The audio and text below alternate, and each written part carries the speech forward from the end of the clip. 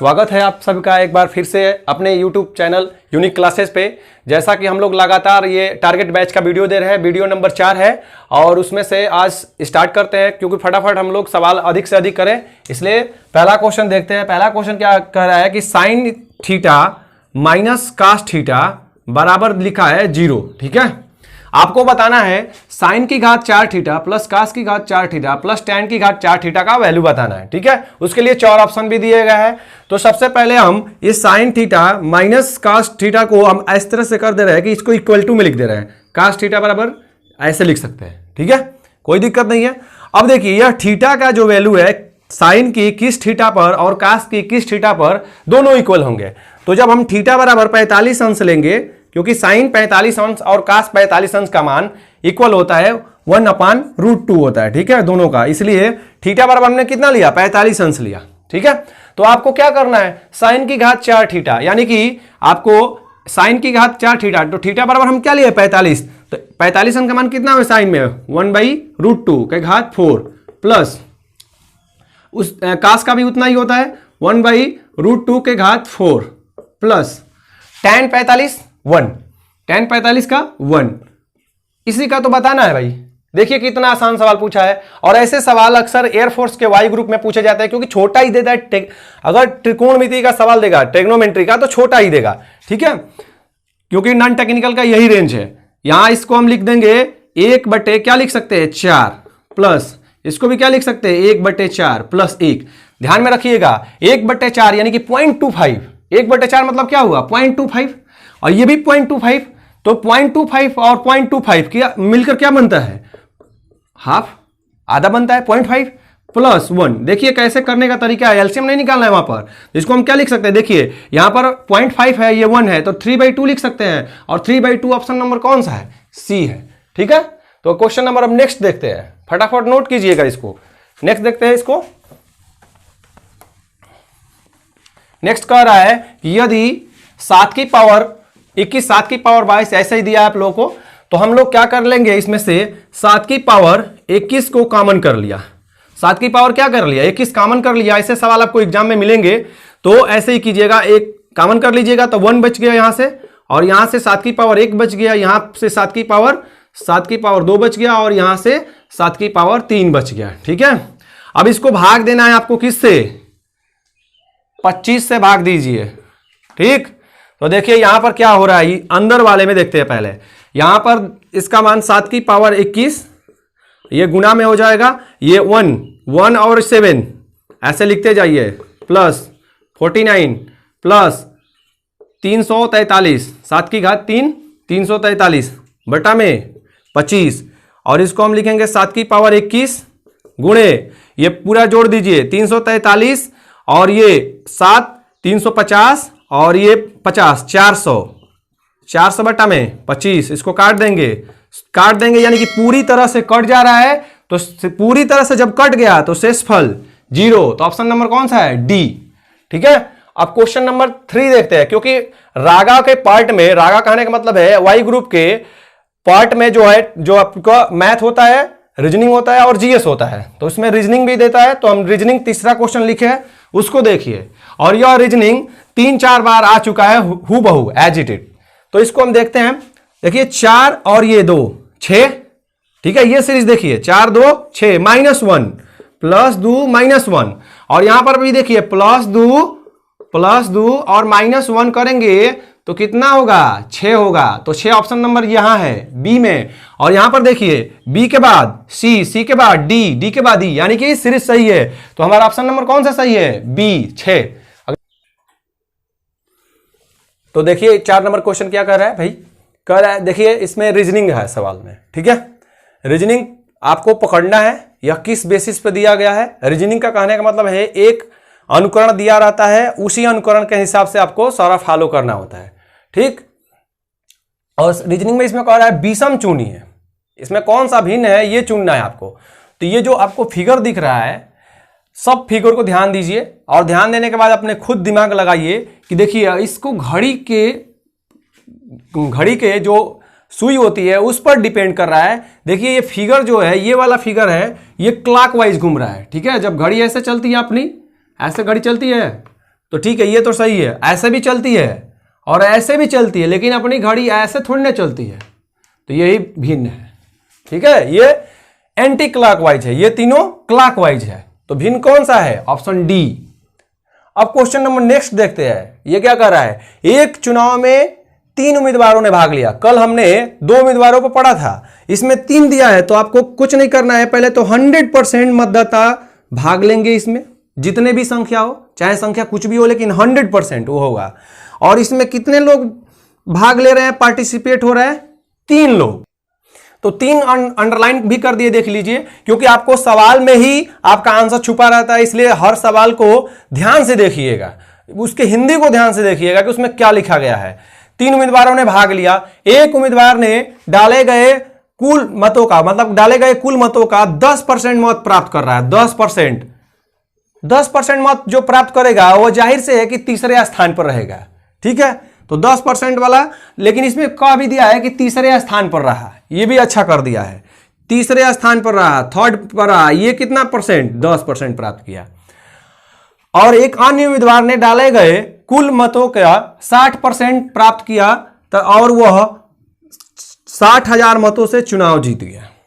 देख लीजिए, जब जीत रहा है तो जाहिर सी है कि वो 1 नंबर पर होगा ही होगा, तो यानी कि यह 1 नंबर पर है और यह कितना पा रहा है? 60%। और देखिए 60 और 10 कितना हो गया? 70% हो गया, तो यानी कि दूसरा कैंडिडेट जो है जाहिर से है कि वो 30% प्राप्त करेगा। अब कहने की बात है कि लड़ाई किन दोनों के बीच में होगी, चुनाव किन दो उम्मीदवारों के बीच में हो रही है, ये देखने वाली बात है। ये तो अपने आप बाहर है, इसको तो कंपैरिजन में लाना ही नहीं है। कंपैरिजन में यही है 60% वाले और 30% वाले, और यही जो 60% वाले जीत रहा है वो कितने मतों से जीत रहा है? तो देखिए इन दोनों में कंपैरिजन हमने करा दिया, माइनस कर दिया, पीछे जो वीडियो बना है उसमें 2 का था, उसमें देख लीजिएगा। तो 60,000 यहां से हमने लिख देंगे, लिख दिया हमने 60,000। तो 30% का मान कितना है? 60,000।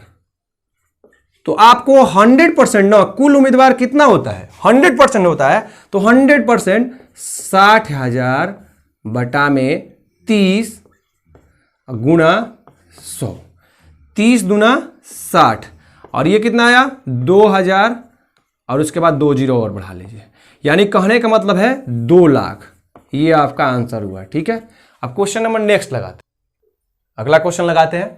कह रहा है कि एक्स और वाई एक मशीन को 12 दिनों में बना सकते हैं, एक्स और वाई। तो लिखिए यहां पर एक्स प्लस वाई कितना दिन? 12 दिन। ठीक है, तथा वाई अकेला जो है 48 दिनों में बना सकता है इसे, मशीन को। वाई अकेला कितने दिनों में? 48 दिनों में बना सकता है। तो टाइम एंड वर्क का सवाल जब भी आए, यूनिट मेथड बेस्ट मेथड है बनाने के लिए। तो यूनिट मेथड में केवल क्या करना है, जब भी यहां पर जितने भी होंगे उनका एलसीएम निकालते हैं। तो 12 और 48 का एलसीएम क्या हो जाएगा? 48, और यही टोटल वर्क होगा, दोनों का मिला करके यही वर्क होगा, कुल काम यही होगा, टोटल वर्क यही होगा।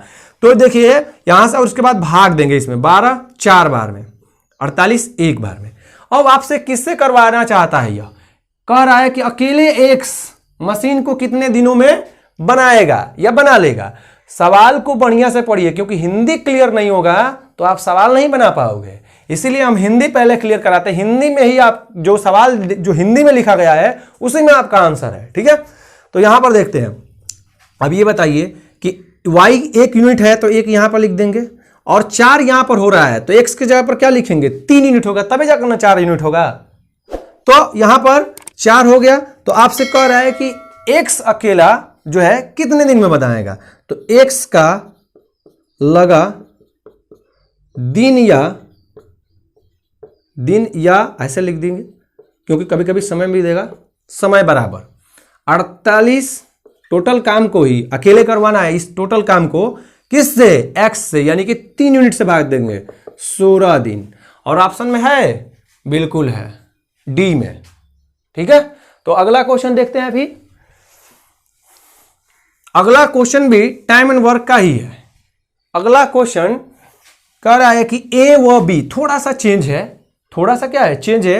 ए व बी किसी काम को 8 दिनों में, तो A plus B a plus B equal to 8 दिन। अब देखिए 8 दिन ये हो गया। उसके बाद कह रहा है कि b व c 12 दिनों में, तो b plus C equal to 12 दिन, तथा c व a 15 दिन। 8 दिन, 12 दिन, 15 दिन, तो c व a 15 दिन। हमने आपको बता दिया कि टाइम एंड वर्क का जब भी सवाल आएगा तो आपको यूनिट मेथड का इस्तेमाल करना है और इनका एलसीएम लेना है। एलसीएम ले लीजिए। क्या हो गया एलसीएम? 8, 12, 15 का एलसीएम होगा 120, ठीक है। और 120 होगा तो आप इससे भाग दीजिए, इसका 15 और इसका 10 और इसका 8। अब देखिए पीछे वाले सवाल में एक था, 2 था, लेकिन इसमें देखिए 2 बार ए आया है, 2 बार बी आया है और 2 बार सी आया है।